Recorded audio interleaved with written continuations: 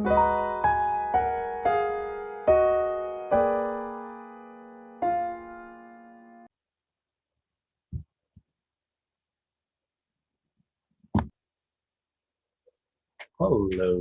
everyone, and welcome to yet another exciting episode of Universal You.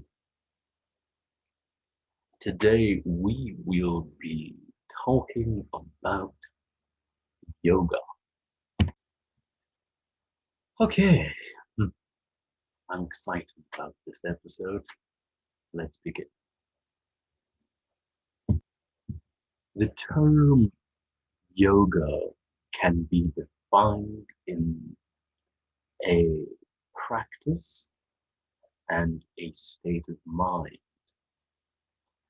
As a practice, it is synonymous with deep meditation because its objective is contact, experience, and synthesis of the conscious mind with eternal cosmic consciousness within.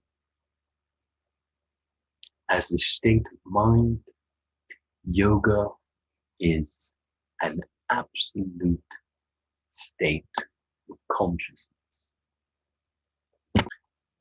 Now, there are 5 classical branches of yoga. I'm gonna go into a bit of depth with all of them.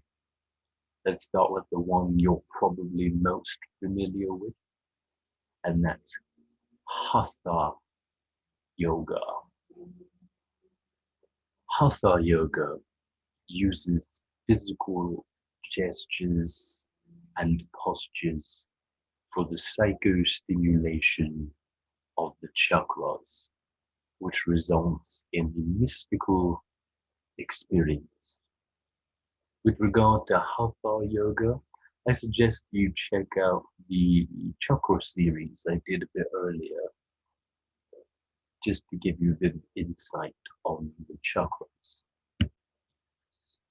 All right, then you have Karma Yoga, which is for the person who is invested in day-to-day life, business people, what have you. Karma Yoga involves a duration of true self acknowledgement, which eventually results in mystical experience. It's for the devotional type person. All right, then you have Jnana Yoga, which is one I'm particularly interested in. It's for someone with a philosophical curiosity. Jnana Yoga involves the use of academic or philosophical concepts to override the intellectual faculties to allow a mental opening sufficient enough for the mystical experience. Then you have Raja Yoga, which involves directing the conscious mind into deeper levels of itself for a mystical experience. Synonymous with first hypnotic suggestion or guided meditation. Oh. And finally, you have Bhakti Yoga, the yoga of the heart. It involves stimulation of the heart chakra for the experience of unity consciousness, which results in an somewhat transformative mystical experience.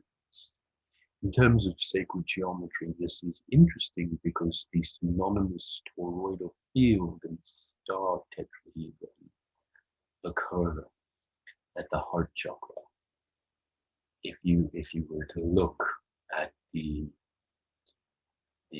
synonymous toroidal field and star tetrahedron, you'd see that the curves are indicative of the divine feminine. The lines are indicative of the divine masculine, and the intersecting vertices, the divine child. Thus, the heart chakra can geometrically convey the notion of unity consciousness, which I find particularly fascinating. Apart from yoga being synonymous with the practice of deep meditation, it also comes into alignment with the notion of mindfulness.